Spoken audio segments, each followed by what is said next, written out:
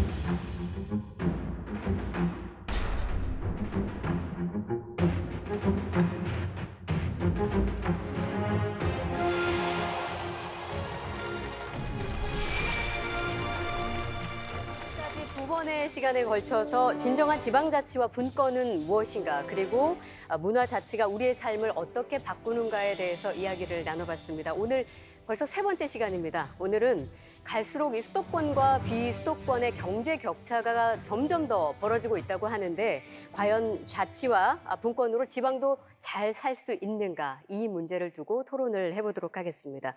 오늘 함께 이야기 나눠주실 분들 소개를 해드릴게요. 먼저 지방분권 전도사라고 불리는 분이죠. 광주대 이민원 교수님이십니다. 네, 안녕하세요. 반갑습니다. 네. 그리고 요즘 쓴소리 족집게로 여러 사안에 대해서 직언을 아끼지 않는 그런 분입니다. 더불어민주당의 최인호 의원님, 반갑습니다. 네, 부산사학업의 최인호입니다. 네. 자, 풀뿌리 경제하면 이분을 빼놓을 수가 없죠. 한림대 이기원 교수님, 반갑습니다. 반갑습니다. 끝으로 어려운 경제를 이분이 설명하시면 정말 쉽게 이해가 됩니다. 국민 경제 강사라 불리시죠. 최진기 선생님 모셨습니다. 예, 안녕하세요. 반갑습니다. 영상으로도 잠깐 소개를 해드렸지만 현재 수도권과 비수도권의 경제 격차가 어마어마합니다. 그런데 더 큰 문제는 갈수록 격차가 더 벌어지고 있다는 사실이죠. 지금 현재 어느 정도인가, 그 실태를 먼저 좀 진단을 해보고 가겠습니다. 이민원 교수님께서 먼저 좀 설명해 주실까요? 2000년 기준으로 보면은 우리나라의 그 이제 소득, 여러 가지 소득 개념들이 있는데 그 중에 총 본원 소득이라는 게 있는데 그것이 이제 이 수도권이 차지하고 있는 비중이 51.4%였는데 2016년에 오면 54.2%로 계속 올라가는 거죠. 그리고 요즘 요 지역 문제가 심각하잖아요. 근데 그 2015년에 이제 기업 채용 공고를 이렇게 쭉 조사를 해본 게 있는데, 서울에서 일자리가 한 공고를 보면 41% 정도고, 수도권으로 확대시키면은 전체 일자리가 수도권의 74%가 집중이 되어 있구나 거죠. 그러니까 이 전체적으로도 수도권의 집중이 너무 심하고 점점 그것이 확대되고 있다, 이렇게 이제 볼 수가 있겠어요. 이것이 문제죠. 저는 아무래도 학생들 가르쳤으니까요. 오늘 아침에 보고 오니까 부산이시잖아요. 그래서 부산 분들 좀 들으시고 화나실 수도 있는데, 서울대 등록한 학생들 중에 부산 학생 비율이 4%밖에 안 되더라고요. 그러니까 100명의 서울대생이 있으면 4명밖에 없는 거예요. 부산 평균적으로 출신이. 그렇다는 건가요? 지난해. 그렇죠. 네, 작년에. 17년은 더 적었고요. 네. 그러니까 굉장히 이게 사실은 줄어든 수치죠. 특히 서울대 같은 경우는 지역 특례 입학을 하고 있기 때문에 지방에 대해서 상당히 배려를 하고 있음에도 그게 안 나오고 있는 거거든요. 그러니까 학력 격차도 심해지고 있지만, 그것이 우리가 쉽게 얘기하면 경제 격차를 회복할 수 있는 방법으로는 사실 교육 격차를 줄여서 교육을 바탕으로 경제 격차를 극복해 나가는 이런 틀이 나와야 되는데, 교육 격차도 굉장히 점점 더 커지고 있다. 그러니까 사실은 굉장한 위기라고밖에 볼 수 없는 대표적인 게 또 교육 격차라고 생각을 해요. 네. 만일에 진짜 그렇게 나왔다면 예.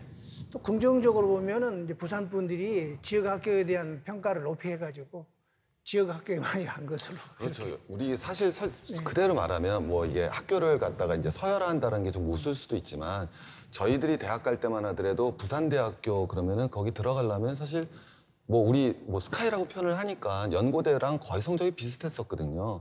지금은 엄청 차이로 벌어졌어요. 네. 그러니까 이게 당연히 지역 일자리 문제가 지역 교육의 문제로 발생하고, 지역 교육의 문제가 지역 교육 격차로 확대되는 걸 갖다가 아주 단적으로 보여주는 일이죠. 예. 그러니까 이제 70년을 보면은요, 1970년 보면은 그 세계적으로 중앙 집권이 심하다 그런 나라가 한국, 일본, 프랑스, 영국 그렇습니다. 근데 70년대는 별 차이 없었어요. 1970년 그러면 일본하고 한국하고 수도권 집중이 인구로 한 30% 약간 못 미치는.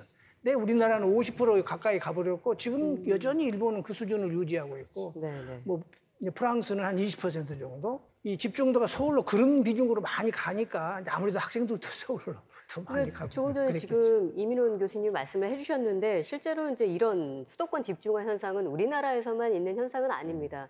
프랑스나 일본 도쿄, 프랑스 파리나 이렇게 수도의 집중 현상 굉장히 두드러지는 편인데, 만약에 차이가 좀 있다면 한국처럼 인구 절반이 수도에 몰려있지는 않다. 우리처럼 그런 차이가 좀 있다는 거죠. 그래서 지방에는 돈도 없고 사람도 없다, 이런 말들까지 지금 나오고 있다고 하는데, 우리 최진규 선생님 볼 때는 그 원인 어디서 보세요? 이제 한국의 수도권 집중이라는 건 방금 전에 돈 얘기를 해주셨으니까 산업구조와 경제 문제랑 아주 밀접하죠. 그래서 이제 시기별로 좀 나눠볼 수가 있는데, 60년대, 70년대 시작될 때는 우리가 다 알다시피 경부축 중심의 발전 전략을 취하게 되니까 호남 인구가 대거 서울로 몰려오게 됩니다. 이게 이제 맨 처음에 발생했던 60년대, 70년대 현상이고요. 80년대는 한국이 중공업화를 이루어내죠. 그러면서 우리 대구나 구미나 이런 지역에 경공업단지 지역들이 쉽게 얘기하면 인구들이 두 번째 몰려오게 됩니다. 그러니까 처음에 경부축 중심의 발전 전략, 두 번째 중공업 중심의 발전 전략. 그리고 90년대는 뭐가 이루어지게 되냐면은 바로 한중 수교가 이루어지면서 한국 경제가 일본 의존도 중심에서 중국 중심으로 변해나갑니다. 그러면서 서해안 시대라는 것이 멋있게 열리지만, 한편으로는 그 말을 다르게 번역을 하면 수도권 집중화가 한 번 더 이루어지는 거죠. 그래서 쉽게 표현해서 경부축 중심, 그다음에 중화합, 그다음에는 중국 중심으로 가면서 이때 이제 수도권 인구가 거의 절반에 가까워지는 거예요. 그러면 그다음부터는 아무 일을 안 해도 그냥 견제가 없기 때문에 집중화가 그냥 더 강화되는 거죠. 그다음에는 어떤 일이 발생하지 않아도 스스로 중앙 집권화가 스스로 굴러갑니다. 더 갈 수밖에 없는 거죠. 왜냐하면 견제 세력이 없고 분권화가 되기 어려워지니까. 그러니까 이미 권력이나 교육이나 모든 집중이 어느 수준을 넘어가니까 그다음부터는 스스로 독점화가 되는 단계가 현재 한국이 갖고 있는 이 수도권 집중이 다른 나라와는 다른 문제라고 얘기할 수가 있는 거죠. 방금 최 교수님 말씀대로 우리나라도 국가의 성장 전략을 선택과 집중의 전략에 따라서 우선 수도권을 집중적으로 육성을 시키면 지방이 낙수 효과로 또 그 혜택을 받아서 같이 이제 성장할 것이다. 이런 이론에 기반해 있었죠. 그렇죠. 그 부분의 전략이 일정 부분 성공한 것은 맞습니다. 그러나 수도권 하나만 가지고 대한민국 전체를 성장할 수 있는 개념의 시대는 이미 지나갔는데, 대한민국의 성장의 패러다임을 수도권 중심의 성장 전략에서 또 지방을 발전시키는 성장 전략, 지방의 잠재력을 일깨우고 현실화시키는 성장 전략으로 갈 때 수도권도 동반 상승하고 대한민국 전체의 경쟁력이 높아질 수 있다 이렇게 생각을 합니다. 현재 우리나라 경제 규모가 세계 10위권에 이르죠. 그리고 그 얘기는 그만큼 국가도 발전을 했고 또 수도권에 뭐 잘 사는 것도 어느 정도 인정을 할 것 같은데 그럼 왜 지역은 가난한 것인가? 이 질문을 또 할 수밖에 없습니다. 자, 이민원 교수님께서 알기 쉽게 좀 설명을 해드린다고 하는데요. 함께 보실까요?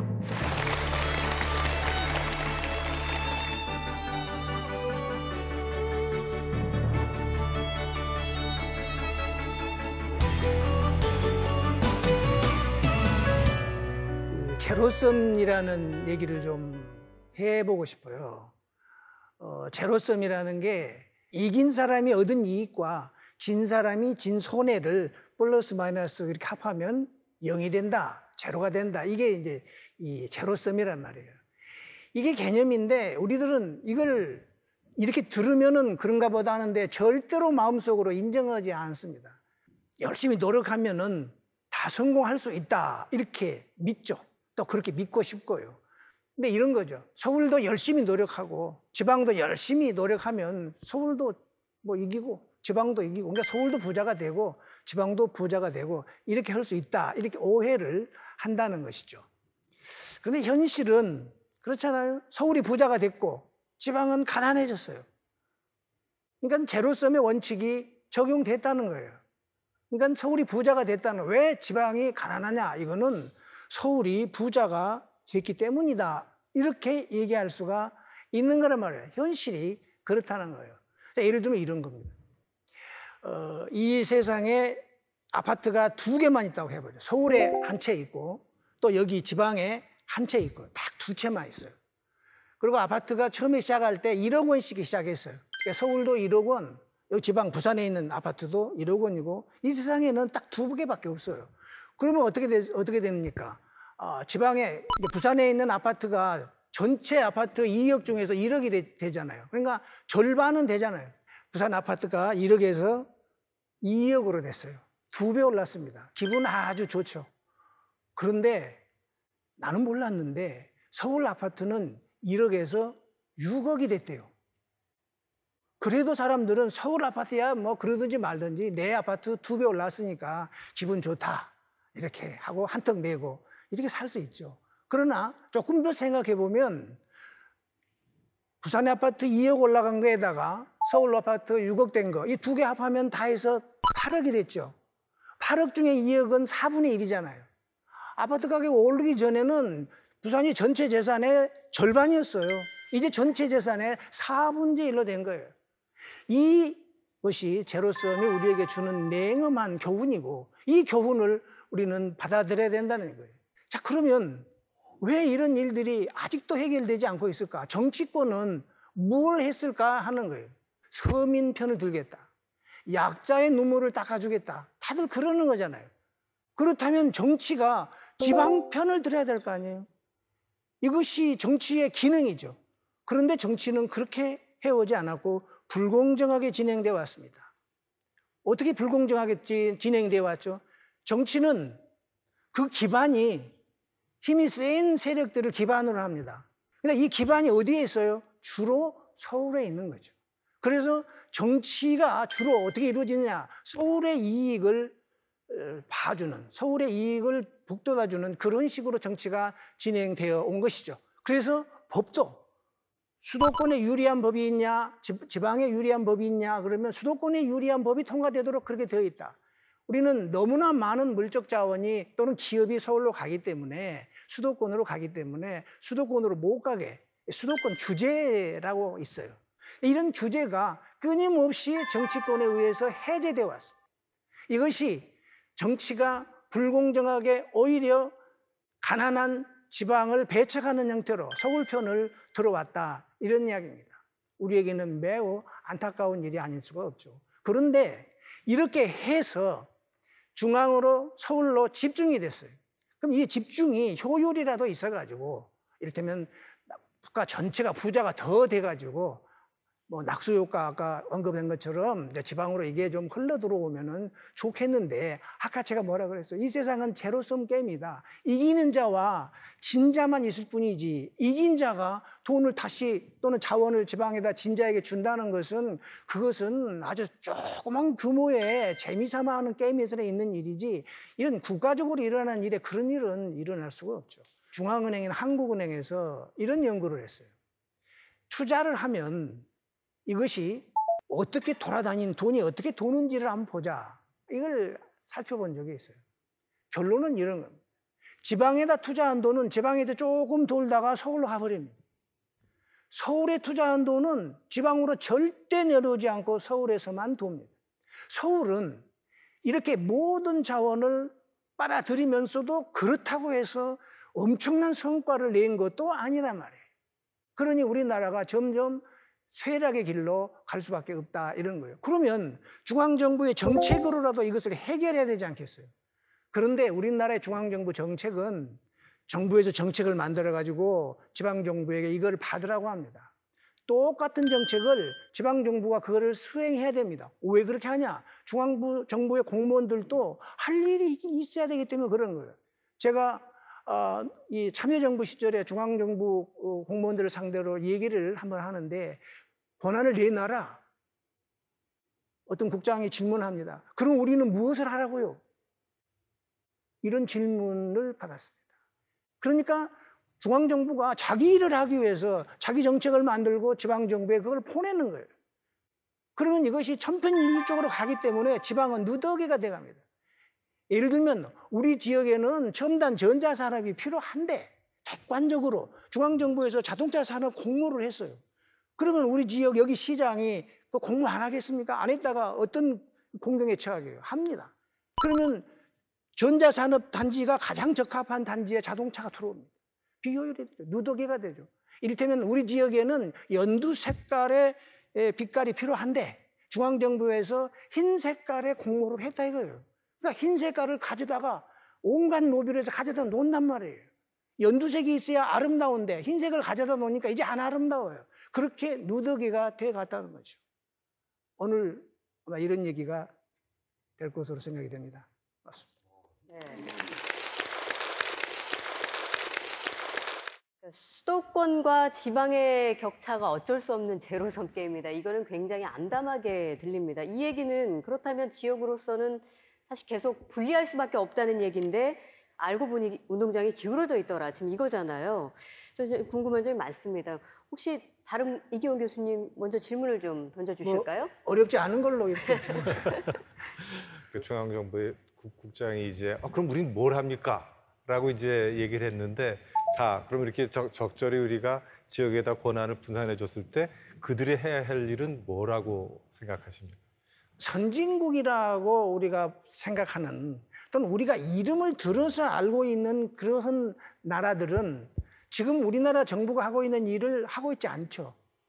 원래 지금 중앙정부가 하는 일은 지방정부가 하는 거예요. 원래 주민과 가장 가까이 있는 이 정부가 지방정부잖아요. 구청이고 시청이고 그렇잖아요. 그러니까 중앙정부는 지방정부가 해야 될 일에 적합하지 않은 그런 일들을 중앙정부는 하는 거죠.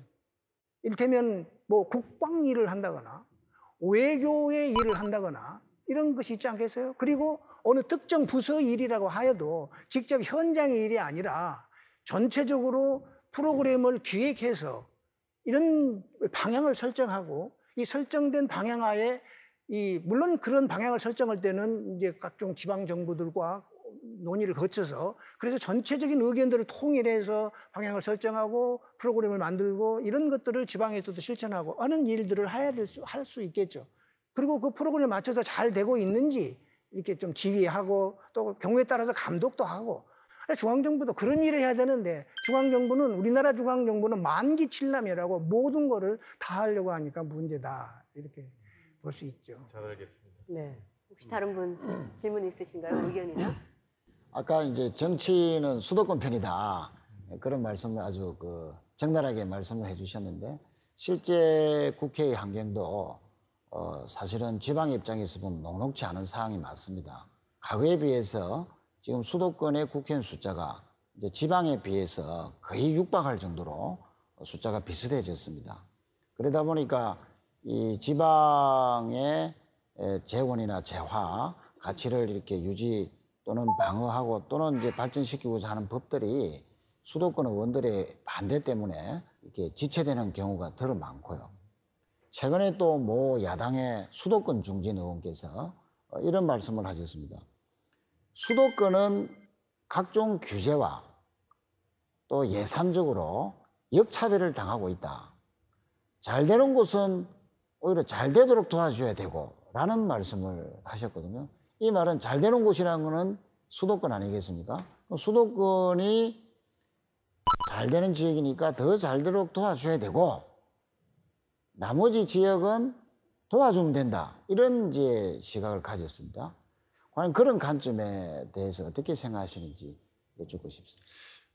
우리나라의 그 성장해 가는 과정에서 그 논리가 그거였어요. 먼저 파이를 키우고 그리고 분배를 한다는 거였죠. 근데 문제는 그 언제 분배를 하죠? 언제? 그러니까 성장주의자들은 그 만족할 만한 시점이 없죠. 끝없이 언제나 배가 고프니까요. 그런 겁니다. 하여튼 정치권이 이 힘이 센 자를 대변한다라고 하는 이 정치권은 주로 수도권 정치를 말하는다는 것이죠. 최인 의원님께 그건 오해 마시길 바라겠습니다. 네. 자, 이민원 교수님이 왜 지방은 가난한가에 대해서 설명을 해주셨는데 말씀 감사드립니다. 네. 자리에 앉으셔도 될 것 네, 같습니다. 예. 중앙 집권적 정책의 폐해로 천편일률적인 정책 때문에 지방 특색이 사라져간다는 점, 또 하나는 중앙정부 공모 사업으로 지방이 누더기가 되어간다. 이 두 가지 점을 지적을 해주셨습니다. 이제 최인호 의원님께서는 이제 지역에서 좀 활동을 하고 계시기 때문에 이런 경우는 뭐 너무 많이 접하고 계실 것 같아요. 중앙정부가 지방자치단체에게 이렇게 나눠주는 사업, 때 그 국고 보조 사업이라 그러죠. 이런 국고 보조 사업이 계속 늘어왔습니다.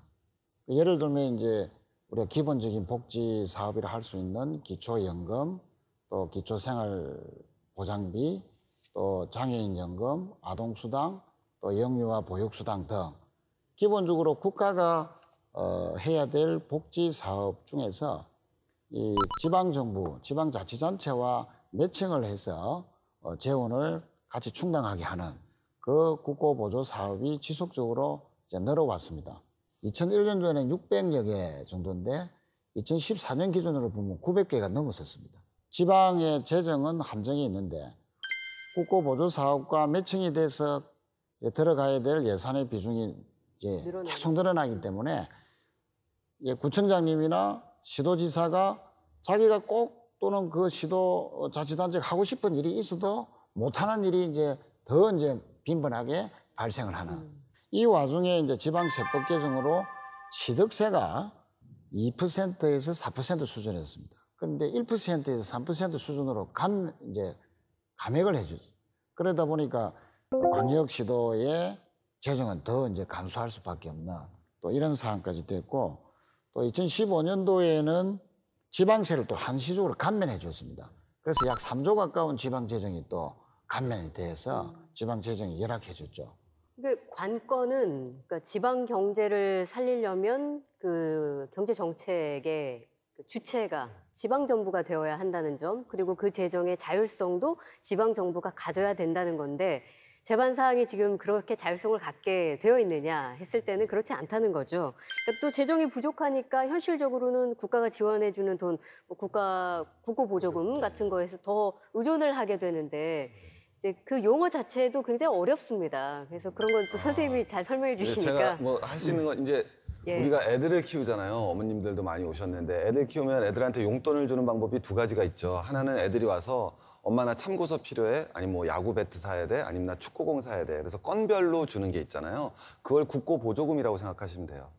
아주 간단한 겁니다. 그러니까 지방자치단체가 내가 무슨 일을 할 테니까 정부가 도와주세요. 그때마다 정부가 돈을 주는 돈을 국고보조금이라고 그러는 거고요. 반면에 지방교부세는 뭐라 생각하시면 한 달에 한 번씩 왜 용돈 주잖아요, 우리가. 아이들한테 야 10만 원씩 줄게, 20만 원씩 줄게. 그거는 아이들이 어떤 일하고는 상관이 없이 그냥 아이들한테 주는 돈이죠. 그걸 지방 교부세라고 생각하시면 됩니다. 근데 어머님도 가만히 생각해 보시면 되는 게 그럼 애들한테 건별로 주는 게 더 좋은 일인가요? 아니면 용돈을 정해서 주는 게 좋은 건가요? 아주 간단하게 생각하시면 돼요. 용돈을 안 주면 애들의 자율성이 떨어집니다. 그죠? 내가 돈이라는 게 왜 중요한 거냐면 매달 일정을 돈을 주게 되면 스스로 그 예산을 확립하고 자기 알맞은 돈을 자기가 맞춰 쓰게 되면서 스스로 발전할 수가 있죠. 근데 건별로만 계속 주게 되면은 아이들은 무슨 생각을 하게 되냐면 꼭 우리 지방을 아이라고 비교해서 죄송하기만 하지만은 자꾸 뭐를 갖다 만들어내기만 하죠. 그래서 서로 큰아들 있고 작은아들 있으면 서로 경쟁만 하죠. 나 참고서 사야 돼. 나는 참고서 뭐 또 사야 돼. 뭐 또 사야 돼. 나는 운동화 사야 돼. 나 운동화 뭐 사야 돼. 이렇게 되는 거예요. 거기다 더 문제가 되는 건 뭐냐면은 운동화 살 때 이제 한국에서는 국고보조금을 갖다 어떻게 주느냐면 엄마 나 참고서 사야 돼 그러는데 참고서가 얼마야? 그럼 2만 원이야 그러면 2만 원을 다 주는 게 아니라 15,000원을 줍니다. 그럼 나머지 5,000원은 아이가 스스로 만들어서 줘야 돼요. 그럼 5,000원은 또 어디서 나오는 거냐? 아까 말씀드렸지만 용돈에서 뺏어 쓰게 되는 거예요. 그러니까 서로 지방 정부가 경쟁적으로 일을 벌이게 되죠. 그리고 그걸 많이 따오는 정치인이 또 훌륭한 정치인이 되고 그걸 많이 따오는 시장이 사실은 또 좋은 시장이 되는 거예요. 근데 사실은 많이 따왔다고 해서 좋을 게 아니라 지방자치는 사실은 자율성을 점점 더 잃어나가고 그 돈을 다 준다는 게 아니었잖아요. 그러니까 원래 있던 돈마저도 거기다 주게 되는 거죠.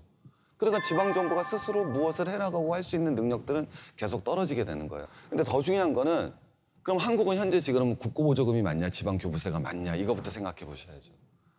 근데 작년 기준으로 했을 때 국고보조금은 한 67조가 됐어요. 근데 지방교부세는 한 46조쯤밖에 안 돼요. 그러니까 거꾸로 역전이 돼 있는 거예요. 그게 현재 한국의 지방자치 문제점이다. 이렇게 보면 아주 쉽게 이해하실 수 있을 것 같습니다. 네. 국가 보조금 지금 말씀하셨는데 규모가 지금 여기 보이시죠? 2017년도를 제외하고는 점차 국가 보조금이 증가하고 있는 추세인 거죠. 그러니까 사실 국가 보조금도 쓸 수 있습니다. 필요하다면. 근데 문제는 투자가 늘어난 만큼 효율성이 있느냐 이 문제를 또 따져봐야겠죠. 근데 그 부분은 우리 이기원 교수님께서 좀 설명해 주세요. 방금 우리 최 강사님께서 정말 아주 적절하게 비유를 해주신 것 같은데요. 네. 이 국가 보조금을 우리가 표현할 때 보통 딴다고 얘기를 하죠. 국가 보조금 따왔다, 그렇죠. 따왔다고 얘기를 표현을 하고 그 사업이 정말 우리 지역에 꼭 필요한지 아닌지는 우선 차치하더라도 그걸 따오지 못하면은 그야말로 그 단체장의 그 표나 이런 것들이 위신이 많이 좌우가 됩니다. 대표적으로 보면 지난 정부 때 첨단 의료 복합단지라든가 이런 사업들을 선정하는 단계는 자치단체들을 굉장히 경쟁을 시킵니다.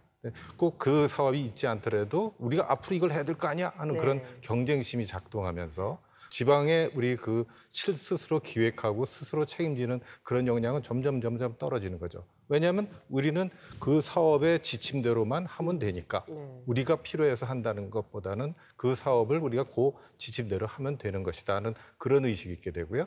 그다음에 실제로 또 이제 보조금 중에 우리 지역에 내려오는 보조금 중에서 큰 게 이제 균형발전 특별회계들이 있습니다. 그러니까 이제 지원 개정 사업이 있고 이제 소위 자율 개정이라고 해서 이름이 이제 자율 개정입니다. 근데 자율 개정이라서 이것은 시도로 이제 배분이 돼서 시도에서 또 시군으로 이제 내려가는 그런 구조를 갖고 있지만 역시 그 관리하는 부처마다 이건 어떻게 써야 된다는 소위 꼬리표가 다 달려 있기 때문에 사실상 자율적으로 한다는 것은 거의 없다. 이번 이제 7월 1일 날 이제 새 지방 정부들이 들어서면서 이제 저는 가까운 분들이 이제 또 뭐 군수가 되신 분도 있고 그러는데 첫 일정이 뭐였냐면은 기재부를 방문하는 거였습니다. 그때가 이제 기재부의 예산 심의 이제 2단계인데 그 별것 아닌 사실 뭐 상수도 사업과 여기 이제 가스관 사업 그게 같이 일어나지 않으면 안 되는 일인데 이런 일들을 아무리 설명을 해도 못 알아듣는다고 하면서 꼭 쫓아가서 이걸 우리가 따와야 된다 하는 그런 식으로 이제 그 지역이 소위 이제 중앙 정부에 매달리는 그런 모습들을 아주 흔하게 볼 수가 있습니다. 각 지자체도 기업마다 요구하는 것이 다르듯이 지자체도 정부에게 필요로 하는 그런 분야들이 다 다를 거란 말이에요. 그럼 그것들을 잘 중앙정부에서는 취합을 해서 지역에 맞는 맞춤식 보조를 해줄 수 있는 그런 노력이 필요한 거죠. 굉장히 어려운 일이긴 하지만. 그 대목에서 제가 이제 한 말씀 드리면 중앙정부의 기대서 지역 특성에 맞는 국고보조를 많이 받았으면 좋겠다. 이것은 근본적인 한계가 있다. 그래서 이제 기본적으로 지방이 알아서 쓸 수 있는, 자율적으로 쓸 수 있는 돈의 규모를 많이 확보할 수 있는 근본적인 이제 대책들을 우리 교수님들 다 아시겠지만 그런 쪽으로 빨리 이제 제도가 바뀌고 또 법적인 정비를 해야 된다. 우리나라는 국세와 지방세 비율이 이제 8대2 수준인데, 우리 문재인 대통령께서도 강조를 해왔었지만은 앞으로 6대4 비율, 지방세 비율이 40%까지는 가야 된다. 급격하게 40%까지는 가기가 여러 가지 또 어려움이 있으니 지금 문재인 정부 임기 동안에는 7대3, 30% 정도로 지방세의 비율을 좀 높이자 하는 그런 측면들이 되면 이제 지방 재정이 상대적으로 알아서 쓸 수 있는 돈이 이제 늘어나는 거죠. 실제 지역에서 이 지역 경제를 조금 이끌어가고 계신 분의 이야기를 들어보면 조금 더 이해가 쉬울 것 같습니다. 이병진 부산시청 기획관리실장님 박수로 모시겠습니다.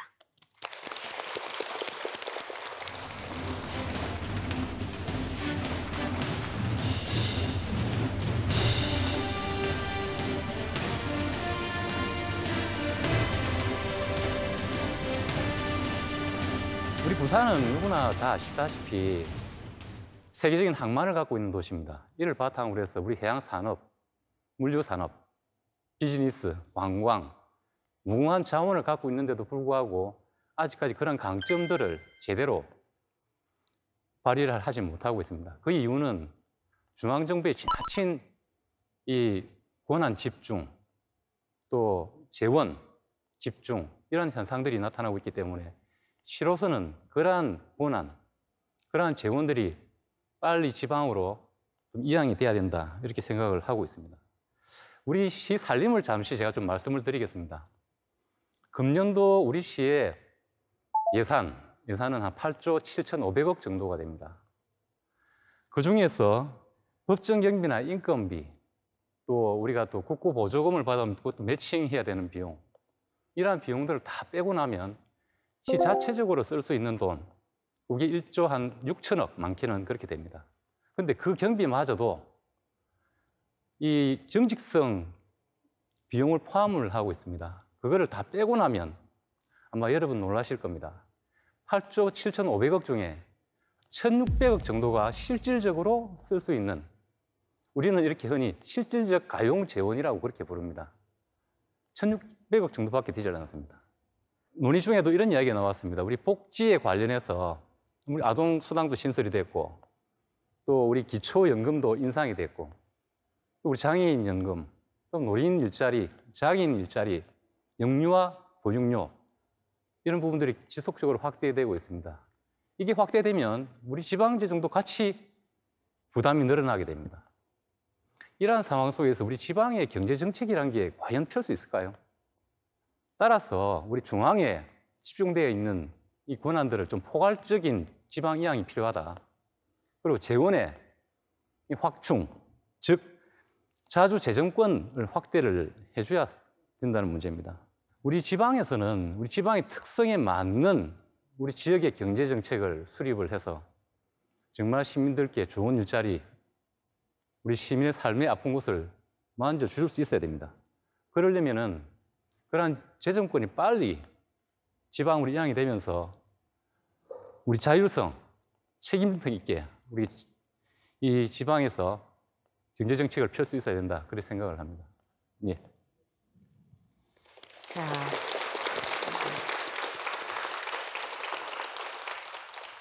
자주 재정권 이양, 이 부분이 굉장히 핵심인 것 같습니다. 예. 어떻게 해야 가능할까요? 그게 좀 근본적인 문제이긴 합니다만. 저부터 질문을 드리겠습니다. 네, 통상 예전에 우리가 지방분권에 관련된 얘기를 많이 했습니다. 그중에서도 우리가 지방분권이라고 할 때 보면 통상 4가지를 많이 따집니다. 우리 인적 기반이 되는 인사권, 또 거기에 조직권, 또 우리가 입법권.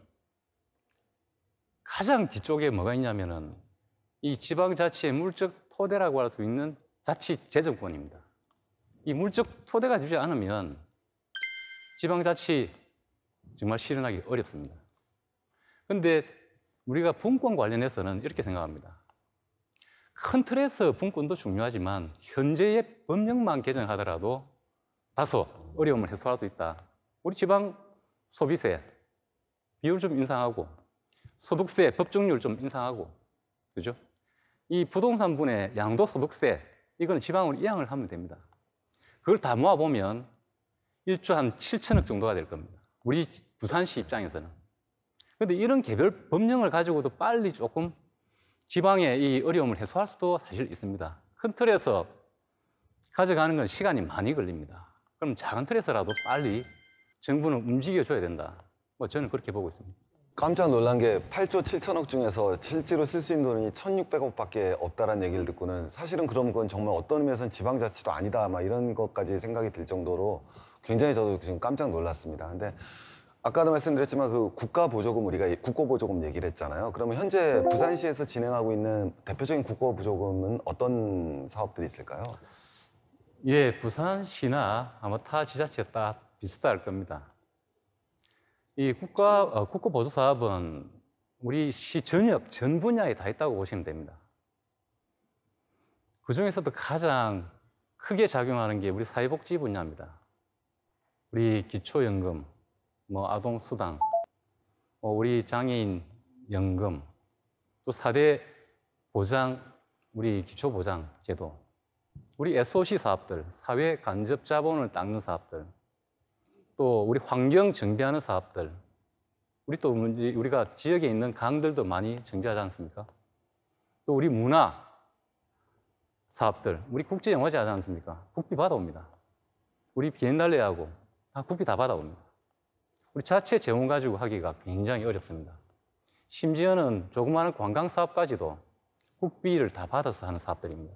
그리 이해하시면 맞을 것 같습니다.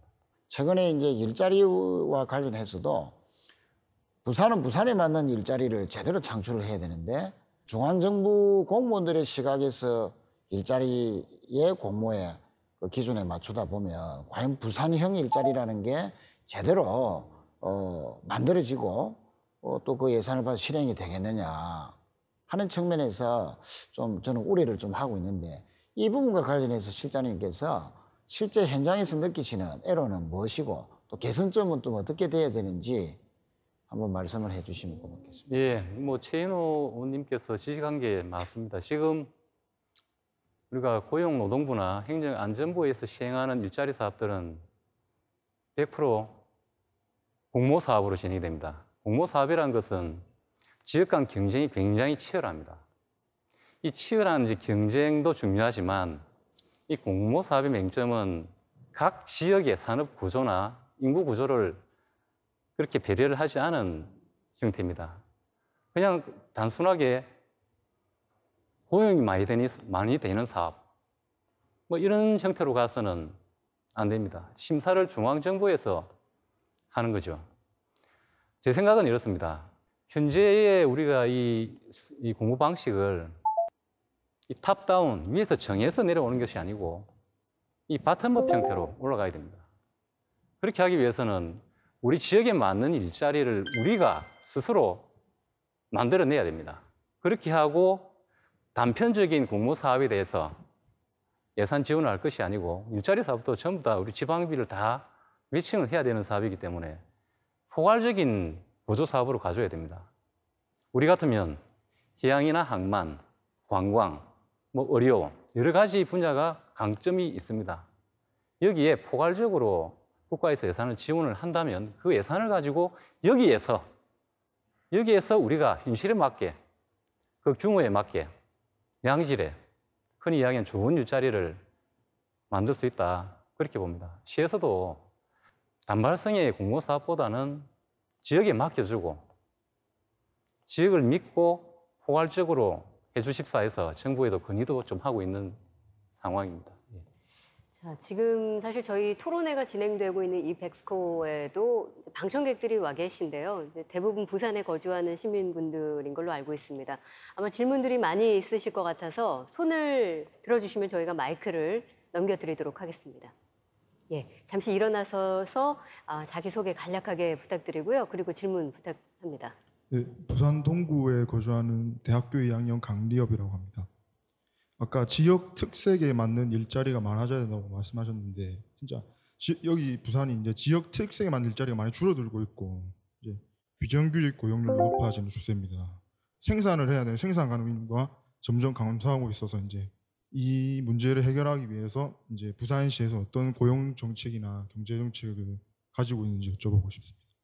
예, 이 일자리 부분은 우리 공공 분야에서 일자리를 갖다가 만들어낸다는 것은 정말 한계가 많은 일입니다. 일자리는 민간 기업에서 만듭니다. 기본적으로. 그렇다 그러면 우리 공공기관은 일자리 창출에도 일부 관여를 하지만 민간 부분에서 일자리를 만들 수 있도록 마중물 역할을 해야 된다고 봅니다. 지금 시에 우리 청년들 관련해서 일자리를 찾는데 아니면은 일자리를 구하기 위해서 이제 공부를 하고 하는데 여러 가지 지원책을 많이 펴고 있습니다. 정말 공무원들이 한 사람 한 사람이 그냥 사무실에 있지 말고 전 기업에 다 한 명씩 매칭을 해서 가자. 그래서 아예 일자리 발굴단을 시에서 이제 만들 각오를 지금 하고 있습니다. 단순하게 우리가 시가 뭐 일자리를 몇 개 만들어서 그게 오래 가지도 못할 일자리 같으면 안 만드는 게 좋습니다. 우리가 신성장 산업이라고 하는 부분은 시간이 조금 걸립니다. 중요한 건 현재 우리 지역 기업을 제대로 분석을 해서 그 지역 기업에서 이 지역 기업을 키워서 거기가 우리가 이 지역의 인재들을 제대로 고용을 하고 그게 우선 우리가 해야 될 일 아닌가 사실 그래 보고 있습니다. 부산에 있는 젊은 분들이 외부로 좀 유출이 안 되도록 우리 자체적으로 우리 역량을 좀 키워야 될 문제라고 봅니다. 이거는 공공기관의 문제기도 하지만 우리 민간 기업의 문제기도 하고 우리 시민들의 문제기도 합니다. 같이 좀 힘을 합쳐야 할 때가 아닌가 그래 봅니다. 고맙습니다. 자, 오늘 직접 여기까지 찾아주셔서 부산의 실제로 경제 정책들이 어떻게 이루어지고 있고 또 어떤 애로사항들이 있는지 말씀을 해주신 이병진 부산시 기획관리실장님이셨습니다. 고맙습니다.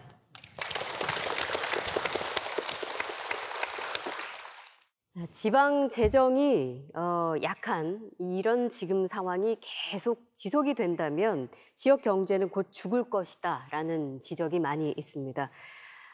그래서 이번에 보여드릴 이 영상은 그 의문에 조금 해답을 주지 않을까 싶습니다. 함께 보실까요? 프랑스 파리에서 남동쪽으로 약 400km 떨어진 도시 리옹.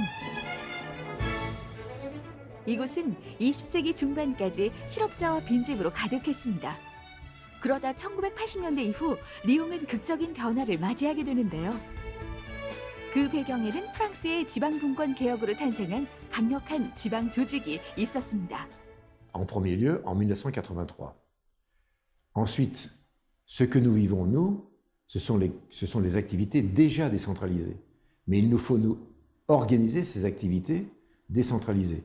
Ça veut dire qu'il y a un double phénomène, c'est qu'il faut continuer à les décentraliser jusque dans les communes, mais il faut aussi en même temps regrouper des activités, parce qu'il vaut mieux qu'elles soient toutes ensemble quand on s'occupe des voiries. 그렇게 2010년 메트로폴이라는 조직 체계가 구축됐고 경제 개발부터 주거 정책, 상하수 관리까지 지역의 다양한 문제를 중앙 정부로부터 일임받아 처리하고 있습니다. Mais c'est toujours la vague de décentraliser et de se rapprocher des territoires et de se rapprocher des régions, des métropoles et des communes. Donc ça, c'est un vaste mouvement. Alors à l'intérieur de ça, ça permet de faire émerger des grands projets, hein, des grandes infrastructures. À Lyon, il y a Confluence, mais il y a aussi l'aménagement des berges du Rhône. Il y a les créations des pôles d'excellence, qui sont des pôles de compétitivité, dans les milieux de la pharmacie, dans le milieu de la microélectronique, dans le milieu du numérique ou du digital. 리옹의 콩플리앙스는 과거 프랑스 실크 산업의 중심지였습니다. 하지만 19세기 산업혁명 이후 도시를 떠받치던 실크 산업이 몰락하자 실업자와 빈집이 늘어나기 시작했는데요. 더는 내버려 둘 수 없었던 리옹이 해결의 동력으로 삼은 건 바로 지방 분권. Le changement de statut, notamment le passage en métropole, nous a donné plus de capacité, plus de visibilité aussi. Ça, c'est un point important, parce qu'on est le seul territoire en France à bénéficier de ce statut particulier. Il n'y en a pas d'autres sur d'autres territoires en France. 지방 분권의 힘으로 자체적으로 개발과 재생을 추진할 수 있게 된 리옹은 자신들의 비전을 담은 개발 기본 계획을 마련했습니다. 이후 슬럼가의 이미지를 없애는 노력 끝에 콩플리앙스는 유네스코 창조 도시에 선정됐는데요. 더 나아가 민간 기업과 합작한 도심 정비 회사를 만들어 주민을 위한 공간과 녹지를 만들었습니다. Alors maintenant, sur votre question pour les activités, pour les différentes missions de cette métropole, d'abord, il faut retenir un point très important. Cette métropole a été créée pour une priorité qui est l'économie et l'emploi. C'est la priorité. C'est le développement économique d'un ensemble et avec l'emploi. C'est déterminant. 지방 분권을 통해 강력한 조직을 만든 리옹은 2000년대 초반부터 지역을 대표할 경쟁 거점 산업을 육성하기 시작했습니다. 리옹 바이오폴이라는 혁신 지구를 만들어 기업과 연구기관, 대학을 대거 유치한 건데요. 그 결과 사노피 파스테르와 같은 세계적인 제약회사들이 리옹에 본사를 두게 됐습니다. CTI 바이오텍도 회사를 런던에서 리옹으로 이전했는데요. 기업 입장에서 리옹 바이오폴은 어떤 장점을 가진 곳일까요?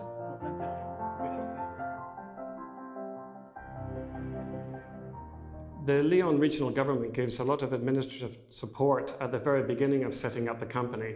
From a tax perspective, it's also extremely exciting for a young company to develop.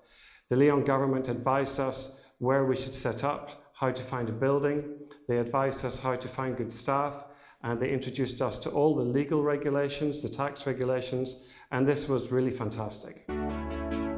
쇠락한 실크 도시에서 유럽 제약 산업의 중심지로, 슬럼가에서 프랑스 제2의 도시로 우뚝 선 리옹. 도시 전체를 뒤바꾼 힘은 지역의 문제는 지역이 가장 잘 해결할 수 있다는 그 믿음에서 시작됐습니다.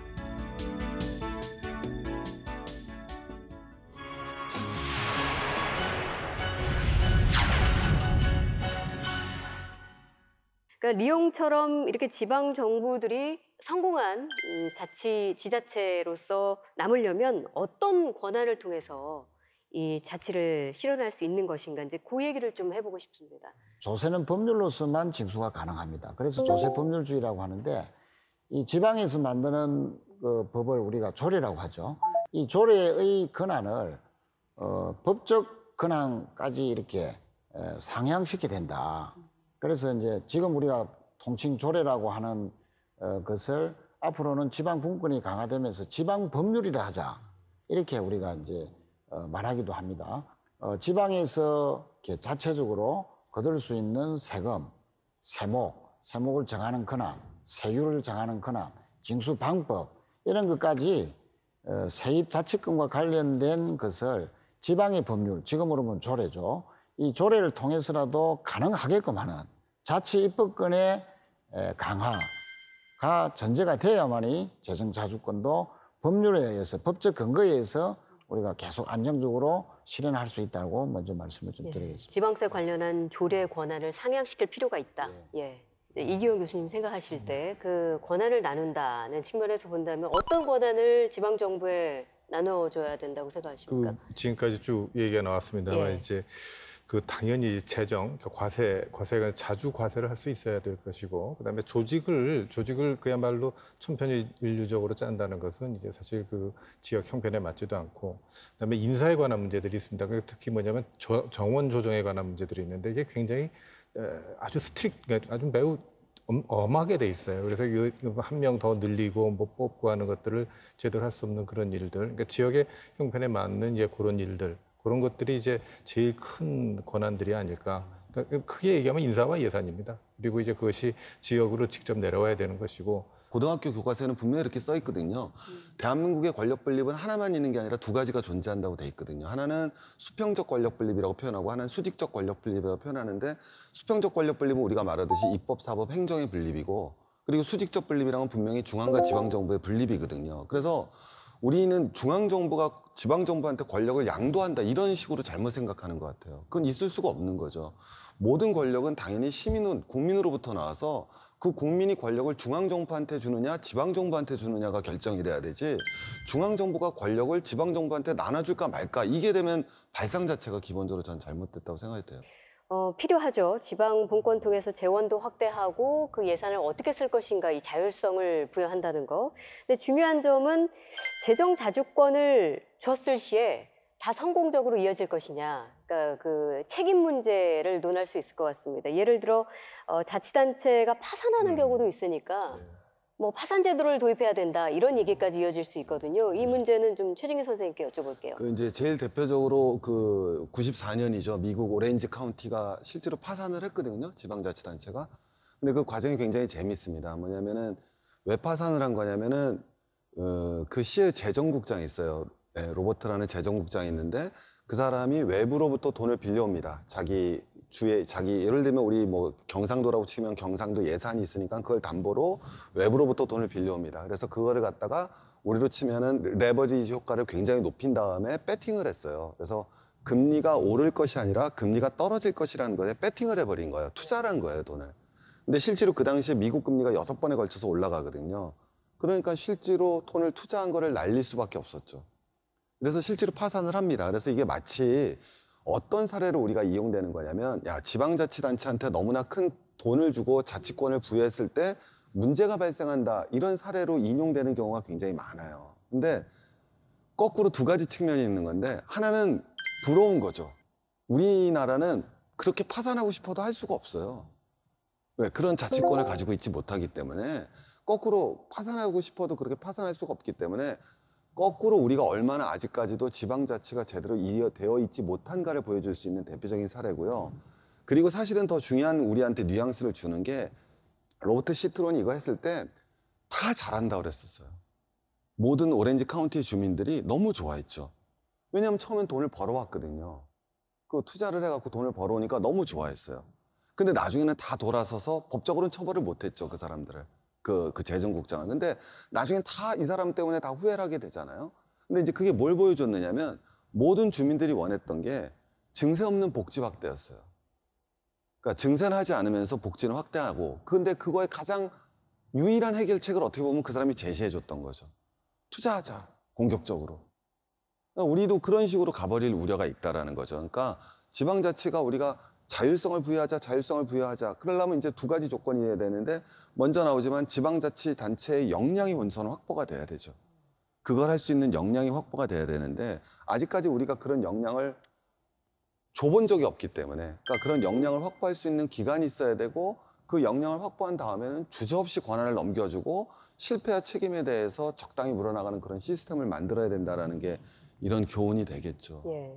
근데 뭐 그런 경우도 있을 것 같아요. 만약에 지자체가 그 재정 자주권이 있어서 돈을 많이 확보했는데 이걸 시민들이 볼 때 제대로 못 쓰고 있는 거죠. 그래서 그런 것들을 좀 견제하는 것이 바로 이제 주민이 이제 거기에서 나서는 그런 제도들 같이 병행이 되면 뭐 그런 부작용 같은 건 좀 줄일 수 있지 않을까요? 유바리 씨를 일단 뭐 예를 들어볼 수가 있겠는데요. 예. 그 파산한 사례를 보면 거기 이제 그 탄광으로 유명했던 마을이 이제 탄광 이게 죽고 나니까 이제 탄광에서 관광으로라는 기치를 걸고서는 뭐 공기업, 뭐 그 유바리 관광공사 이런 거 드립다 만들고 그래서 결국은 옆에서 이제 보기에는 굉장히 잘 돌아가는 것 같았고 뭐 교과서에도 등장하고 그랬지만 알고 보니까 결국은 이 우리나라에서는 발생하기 힘듭니다. 거기는 장부를 다 속였었으니까요. 그래서 결국 그 시장이 돌아가시고 나서야 장부를 까보니 결국 2006년도, 2007년도 이제 파산을 했죠. 근데 그 문제점을 우리 쪽에서 보면은 거기 28명이나 되는 의원들이 다 이쪽 같은 쪽이었거든요. 그러다 보니까 한 번도 야당 의원 한 분만 열심히 이걸 지적할 뿐이지 다른 분들이 똑같이 거수기로서 그냥 다 통과를 시켰었기 때문에 문제 제기가 제대로 안 된 거죠. 그러니까 감시와 견제 기능이 그 시민 그리고 우리가 보통 얘기하는 시민단체 같은 또 예리한 깨어있는 시민의 이제 조직된 힘으로서 감시하기 전에는 그 유바리 씨가 왜 이게 정말 문제였냐면 인구가 10만 명쯤 되는데 테마파크를 만들었고 영화제를 개최를 했어요. 굉장히 비정상적인 상황인데 그게 마치 일본 지방자치단체의 모범으로 비춰졌던 거죠. 우리도 사실은 그런 우려는 앞으로 가질 수 있으니까 그걸 어떻게 견제해 나갈 것이냐. 근데 그 견제를 또 중앙정부에다 맡길 것이냐라는 문제가 또 나올 수 있잖아요.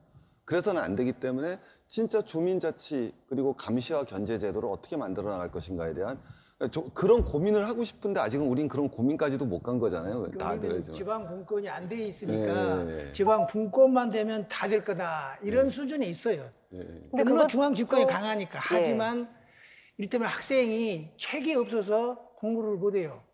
그런데 그래서 책을 달라고만 하는 거예요. 근데 책을 주면 공부를 할 거냐? 그건 또 그 다음 문제죠. 그래서 제도나 여건을 잘 갖춰주는 것도 중요한데 그 다음에는 이제 사람이 중요한 거예요. 책을 사주는 것도 중요한데 그 공부하는 학생도 중요한 거예요.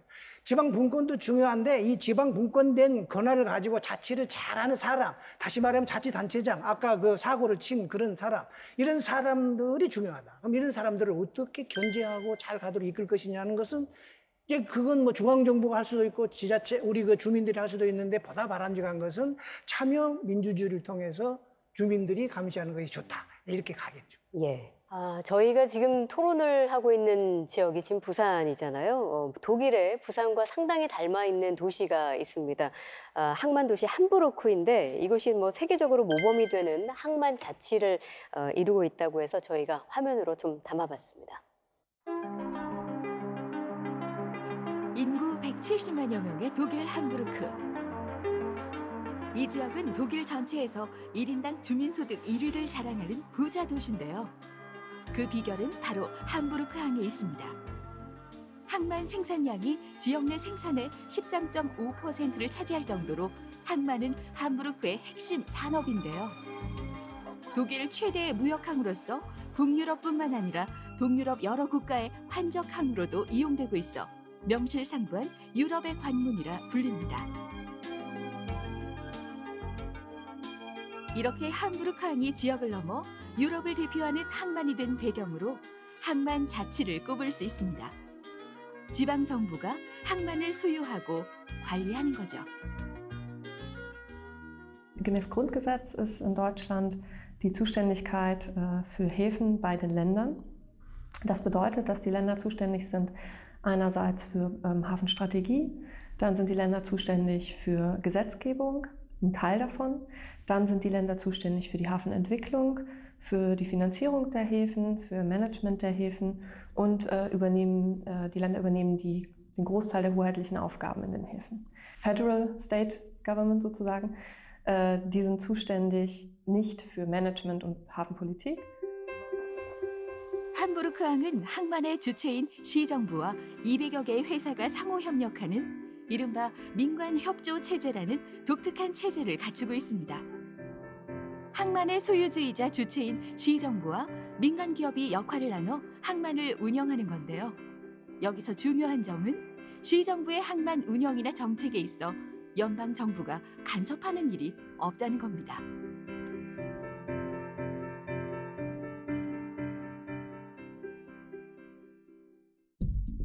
그저 국가적인 차원에서 항만 정책에 대해 시정부와 협의하고 조정하는 기능에 그치죠. Ein Vorteil ist sicherlich das Thema Hafenentwicklung. Hafenentwicklung ist sehr eng verknüpft mit Hafeninvestitionen. Da tritt der Bund an seine Grenzen, da er selber nicht als Hafenbesitzer, also er hat keine Ländereien, auf denen Häfen liegen, oder zumindest keine kommerziellen Häfen und auch nicht als Terminal Operator auftritt.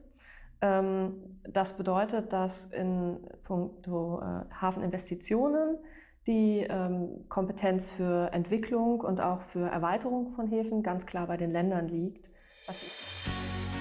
독일은 주정부별로 자치 재정권을 행사하는 동시에 수평적 지방 조정 제도를 적극적으로 활용해 지역별 균형 발전을 이루고 있는데요. 부유한 주정부가 가난한 주정부의 재정을 지원해 지방정부 간 재정력 격차를 줄이는 거죠.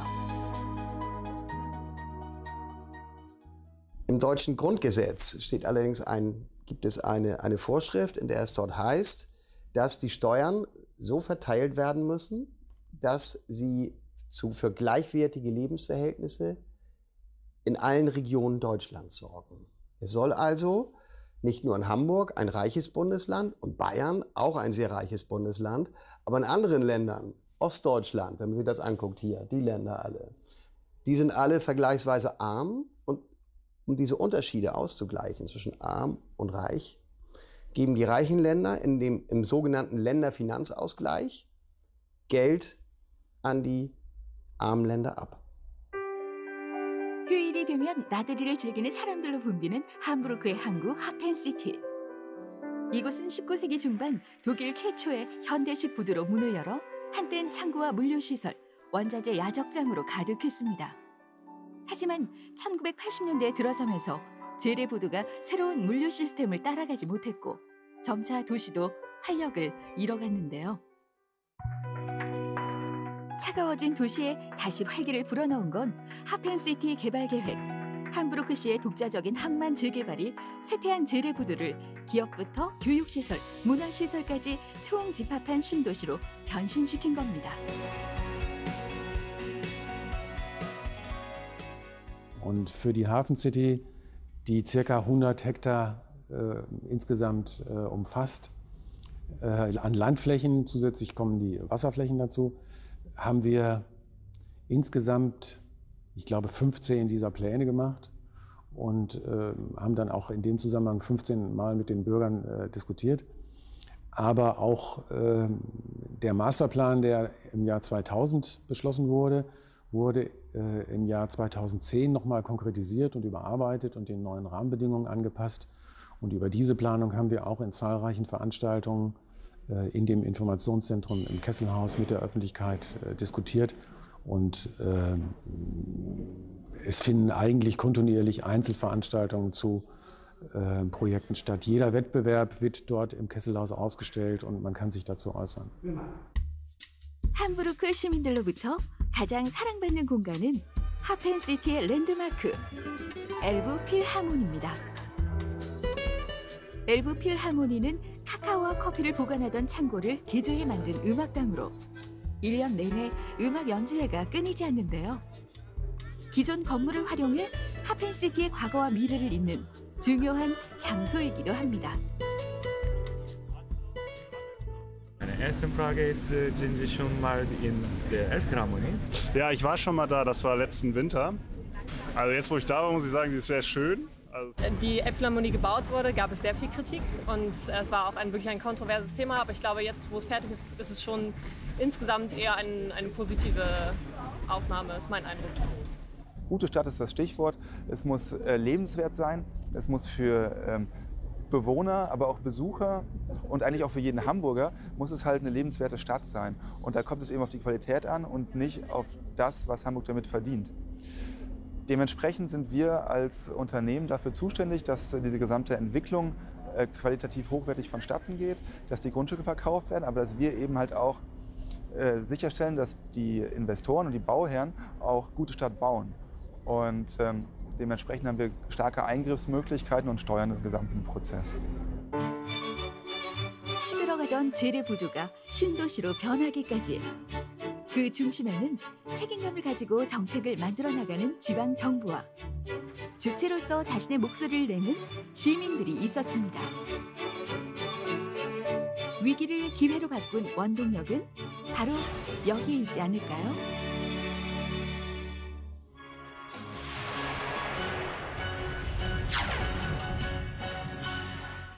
함부르크가 이 항만 도시이다 보니까 부산과 비교해서 좀 보게 되던데 최일호 의원께서는 가장 큰 차이점이라면 뭐가 있을까요? 부산하고 함부르크하고?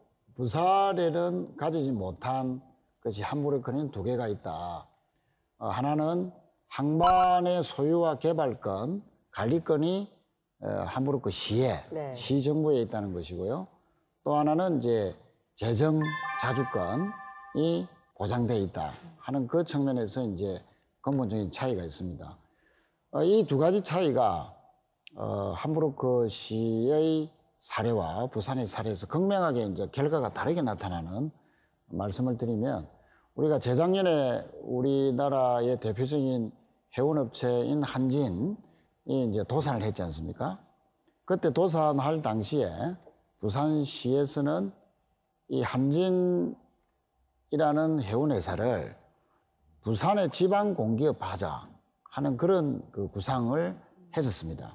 그런데 결과적으로는 실현을 못했습니다. 왜냐하면 지방 공기업화 할 수 있는 권한이 없었고, 그 권한은 있다 하더라도 또다시 돈을 이제 마련해야 되는데 그러한 재원을 독자적으로 마련할 수 있는 권한이 없습니다. 반면에 함부르크에는 2000년 초에 하파그로이드라는 세계적인 이제 해운 회사가 있었는데 한진과 똑같이 도산의 위기에 빠졌습니다. 그럴 때 함부르크시는 이 하파그로이드라는 세계 5대의 해운 회사가 실제 무너지고 공중분해가 되면 함부르크시의 일자리라든지 또 경제에 차지하는 악영향이 너무나 지대하다. 이렇게 해서 함부르크시 의회가 하파그로이드라는 회사를 인수하게끔 그 결정을 합니다. 돈이 갑자기 생기는 게 아니기 때문에 부채를 발행해야 됩니다. 그 부채를 발행했을 때 그 권한이 있어야 가능하죠. 독일은 그 지방에 부채를 발행할 수 있는 또 독자적인 재원 조달을 할 수 있는 권한이 부여되어 있었기 때문에 함부르크시가 재원을 마련해서 이 하파그로이드 회사를 인수를 하게 되었습니다.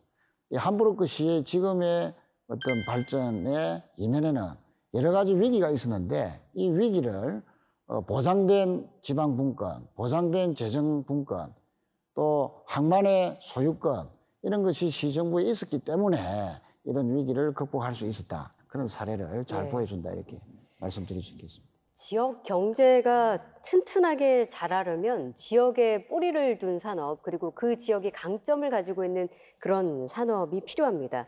그래서 우리 이제 이기원 교수님께서 지역 경제의 근간은 무엇이 되어야 하는가 함께 고민해 볼 수 있는 시간을 마련했다고 하거든요. 박수로 모시겠습니다.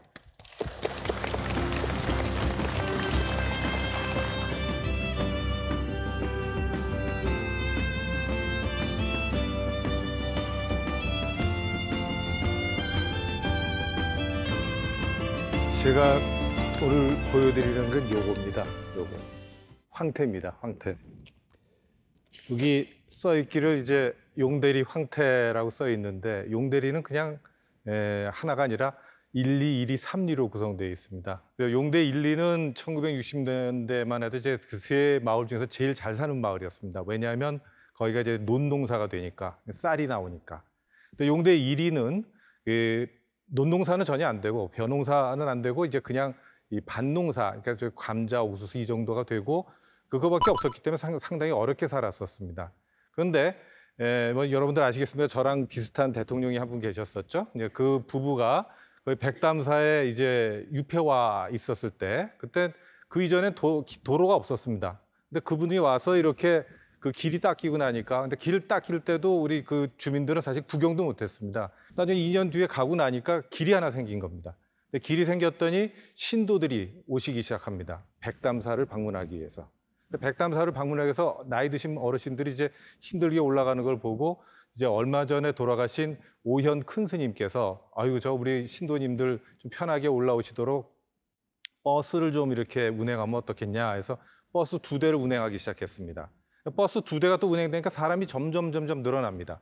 근데 그 당시 이장님 하시던 이제 정래옥이란 분이 이제 저걸 어떻게 잘 활용하면 우리 마을에 큰 먹거리가 될 수 있지 않겠나 해서 뭐 스님을 큰 스님 이제 쫓아다니면서 큰 스님 저거 우리 마을에 내려주시면 저희가 좋은 마을 사업으로 키우겠습니다. 했더니 큰 스님이 참 그 우리 이장님을 좀 좋아하세요. 그래서 동장이 원하면 동장이라는 게 이제 말하면 이장입니다.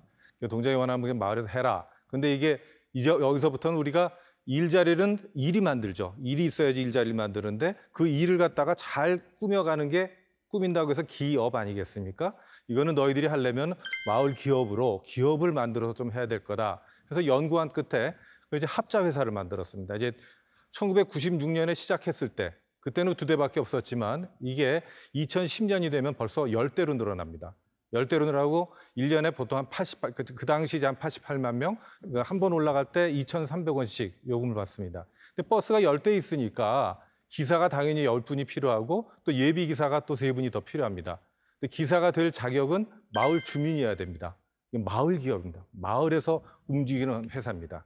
기사들만 있는 게 아니라 사무직원들도 필요하니까 뭐 전무이사 뭐 이런 사람들 모아서 이제 6명 정도가 또 정규직으로 고용이 되어 있습니다. 총 19분이 거기서 마을 기업, 용대 향토 기업이라는 이름으로 일을 하고 있는데 이장님이 그 당시 이제 회사 대표를 하셨기 때문에 보통 이장님들한테는 예전에 모곡이라고 해서 마을 일 하느라고 바쁘시니까 쌀을 걷어다 드렸었죠. 근데 그런 모곡 대신에 전국에서 최초로 월급 주는 이장님이 됐었습니다. 그런 세월이 지나면서 지금 이제 10대를 운영하면서 나오는 수입이 보통 재작년의 경우만 해도 한 16억 정도, 18억 정도. 근데 18억 정도에서 인건비, 기름값 이런 거 뭐 관리비 다 빼고 나더라도 한 2억 내지 3억 정도를 마을의 운영 기금으로 분배를 해줍니다. 내려 보냅니다. 그래서 마을에서 충분히 뭐 모든 복지 사업뿐만 아니라 어르신들 모시는 거, 그다음에 마을에서 행사하는 거, 그 외에 이 마을은 그렇게 일이 있어서 젊은 사람들이 모여들 수가 있는 구조가 되다 보니까 어린애들이 많습니다. 어린애들이 무려 초중고등학교 애들이 초중학교가 이제 80명 정도가 마을회관 2층에는 어린이 도서관도 있고 방과후 학교도 돌아갈 수 있는. 거기 그걸 운영하는 데 필요한 자금들이 다 이 마을 버스에서 버스 운영 수입에서 나오게 되죠. 그래서 여기서 모은 돈이 또 재투자가 돼서 마을 판매장도 만들고 마을 가공 공장도 만듭니다. 가공하는 건 대개 뭐냐면 바로 이 황태입니다. 황태. 근데 이건 황태는 원래 이제 용대 삼리가 이제 주로 이제 하는 산업이고 지금 작년에만 해도 3,300만 마리를 널어놓습니다. 3,300만 마리면은 국내에서 생산되는 황태의 80%를 넘어가게 됩니다. 그러니까 뭐 거의 독점적인 거죠. 근데 이 황태는 어떻게 나오게 되느냐? 아까 말씀드렸던 대로 용대 삼리는 논농사도 안 되고 밭농사도 안 되는 동네입니다.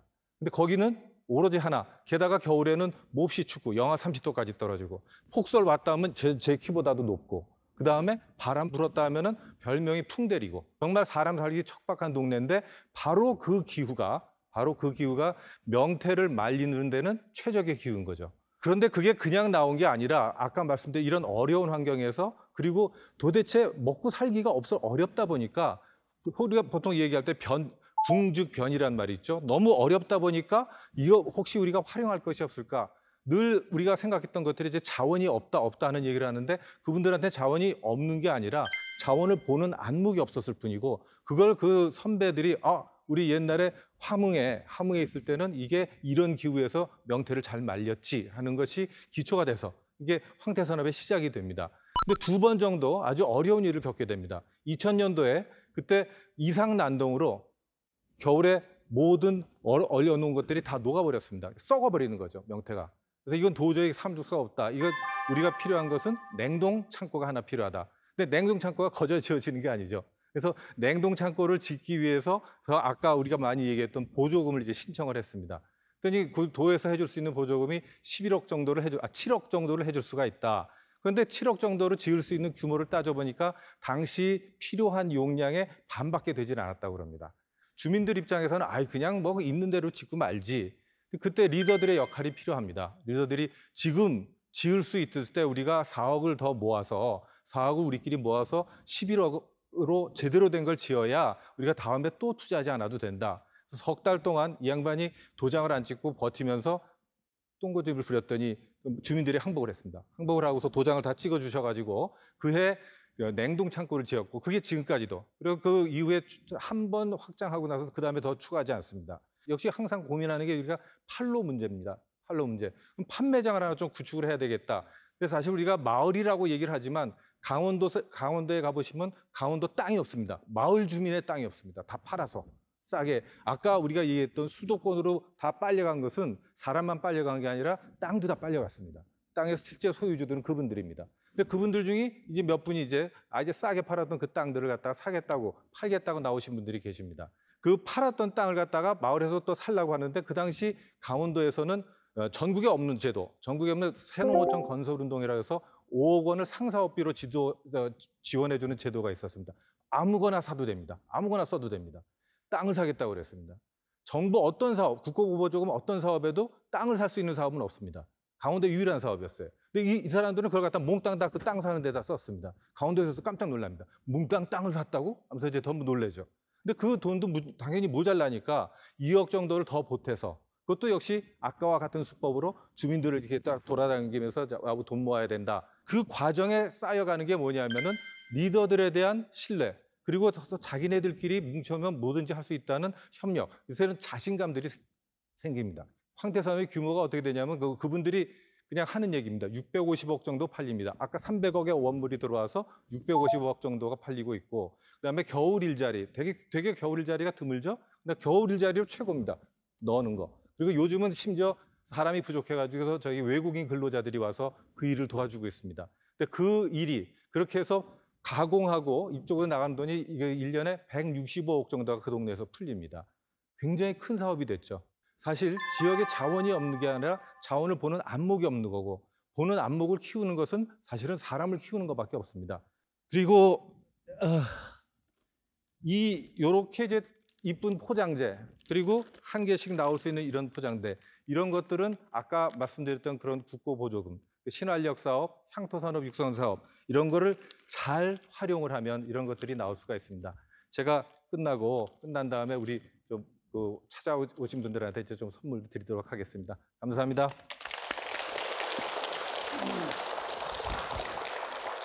뭐 지역마다 자원 없다, 사람 없다, 대기업도 없다, 제조업도 없다. 그래서 먹고 살 거리가 없다, 이런 이야기들 많이 하는데 사실은 자원을 보는 안목이 없다? 이 부분은 굉장히 신선했던 부분 같습니다.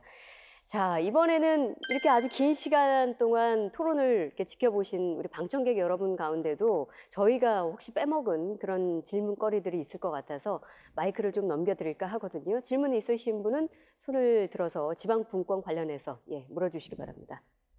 네, 안녕하십니까. 부산 동래구에 사는 47세 배수연이라고 합니다. 네. 사실 중앙정부의 경제 정책들을 믿을 수가 없는데 어떻게 지자체를 믿을 수 있을까요? 네, 신뢰의 문제입니다. 중앙정부도 못 믿겠는데 지자체를 어떻게 믿겠느냐. 이거는 누가 대답을 해주셔야 될까요? 최인호 의원님께서 해주셔야 될까요? 제가 먼저 말씀을 좀 드리면, 예. 그거는 우리 주민들이나 시민들 입장에서는 충분히 제기할 수 있는 질문이라고 보고 또 정당한 질문입니다.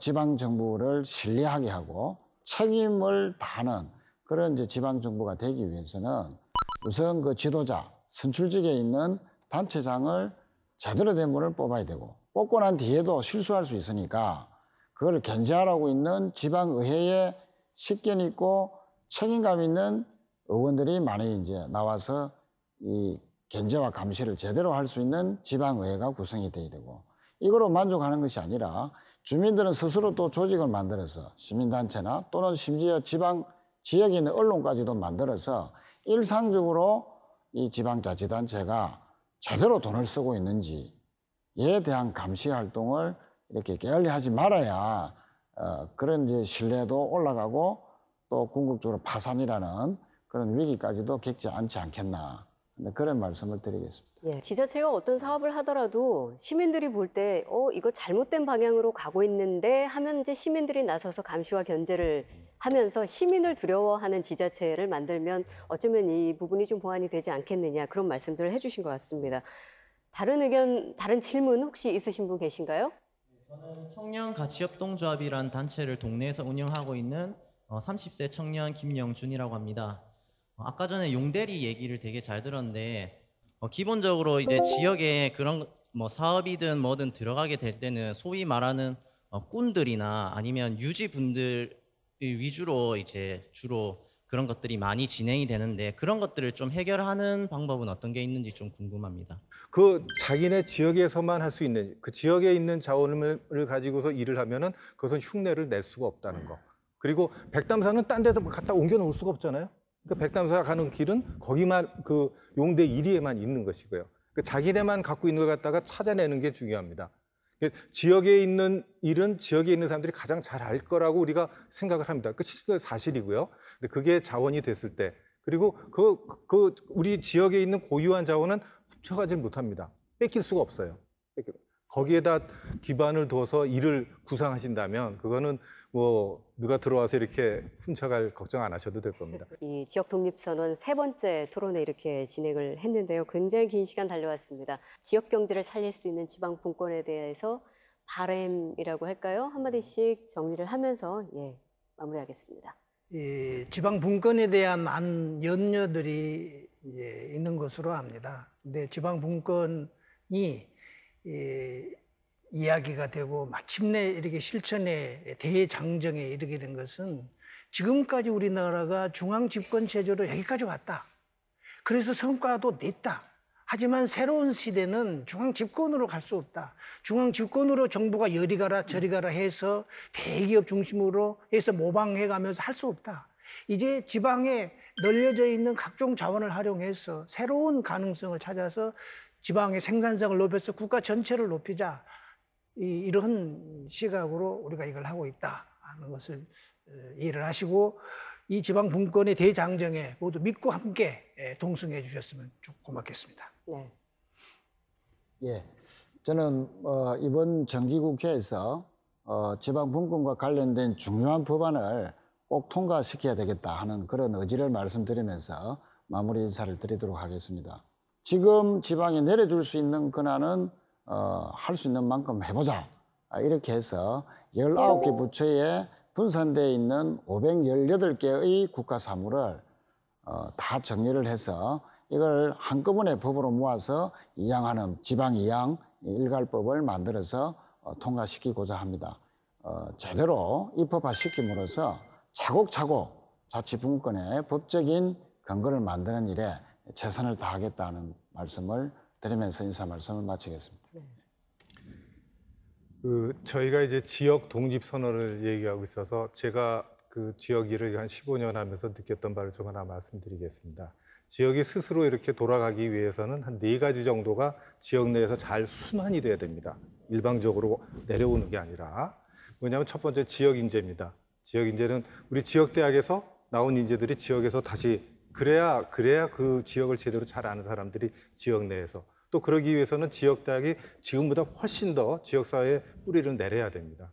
두 번째는 요즘 많은 운동이 있습니다. 식량입니다. 식량 문제. 로컬 푸드를 통해서 우리가 지금 그 식량에 대한 작은 문제들을 푸드 플랜을 통해서 그걸 풀어가고 있죠. 세 번째는 로컬 에너지의 문제입니다. 에너지를 지역 내에서 어느 정도는 우리가 공급을 받을 수 있어야 합니다. 네 번째로 매우 중요한 것은 은행입니다. 금융입니다. 지역 금융. 다행히 부산은 그걸 다 갖추고 있습니다. 근데 강원도에는 거의 한두 가지씩 빠져 있는데 그 4가지가 어떻게 조화를 이루는가. 그리고 그걸 갖다가 저변에서 끌어갈 수 있는 한 좋은 시스템은 바로 사회적 경제라는 시스템입니다. 왜냐하면 주민들이 다 참여할 수 있고 그 안에서 민주적인 의사결정을 하고 그다음에 소득이나 수익에 대한 분배를 투명하게 할 수 있고 그다음에 소외계층을 배려하고 지역사회에 함께하는 그런 시스템들이 잘 정착이 되기를 바라면서 말씀을 마치도록 하겠습니다. 감사합니다. 아니, 저는 뭐 와서 많이 배웠다고 생각을 하고요. 근데 제가 생각하는 거는 이 지방자치의 자치와 분권에서 가장 중요한 거는 다양성의 확보라고 저는 거꾸로 굉장히 생각을 합니다. 그러니까 어떤 대한민국이 도시국가를 선택할 것인가 아니면은 진짜 국가를 선택할 것인가. 우리가 홍콩과 싱가포르를 갖다 되게 모범으로 생각하지만 사실 홍콩과 싱가포르 되게 위험한 국가거든요. 도시국가이기 때문에 하나밖에 없는 국가예요. 그래서 오히려 굉장히 위험할 수 있기 때문에 다양성이 없으면 기본적으로 오랜 생존은 불가능하지 않을까. 그래서 지방자치가 더 중요하다고 생각하고 많은 사람들이 이제 중앙 중심의 발전 전략이 훨씬 더 효율적이라고 생각을 하는데 사실 또 그렇지 않은 게 왜냐하면 우리가 지금 4차 산업혁명이라는 얘기를 많이 하는데 혁신은 변방에서 나오지 중앙에서는 아무도 하지 않습니다. 그러니까 어떤 시대든 인문학적으로 혁신이라는 건 중앙의 기득권을 가진 거기서는 혁신이 나오질 않습니다. 조선 후기에도 혁신은 주류 학문인 성리학에서는 나올 수가 없습니다. 실학에서 혁신이 나오는 거고요. 일본의 메이지 유신도 도쿄나 에도에서 나오는 것이 아니라 아주 변두리인 조슈마와 사스마 번에서부터 메이지 유신이 출발이 됩니다. 사회의 다양성 확보와 혁신을 위해서도 지방자치와 분권이 정말 필요하지 않을까라고 생각은 하고 있는데 오늘 제가 앞으로 너무 많이 배운 것 같아서요. 저도 서울에서 태어나서 서울에서만 자라서 몸에 내가 서울 중심의 사고방식이 배어 있었구나라는 개인적으로는 좀 반성을 하고 가는 자리가 됐습니다. 자, 지방 분권을 향한 기대도 있지만 이렇게 우려의 목소리들도 상당히 많이 있습니다. 왜냐? 제대로 해본 적이 없기 때문이겠죠. 그동안 모든 정치, 경제, 문화, 교육까지 중앙에서 주도하고 지방은 그 지휘 아래에 있었습니다. 꽤 오랜 세월 그랬죠. 한순간에 달라질 수 없을 겁니다. 하지만 시행착오를 통한다면 한 걸음 나아가 있겠죠. 예. 어쩌면 사실 우리는 지금까지 못한 것이 아니라 우리의 능력을 발휘할 기회가 없었을지도 모르겠습니다. 씨앗을 뿌려야 열매가 맺히듯이 지금 우리는 더 늦지 않게 이 자치와 분권의 씨앗을 뿌릴 때인 것 같습니다. 긴 시간 함께해 주신 여러분 고맙습니다.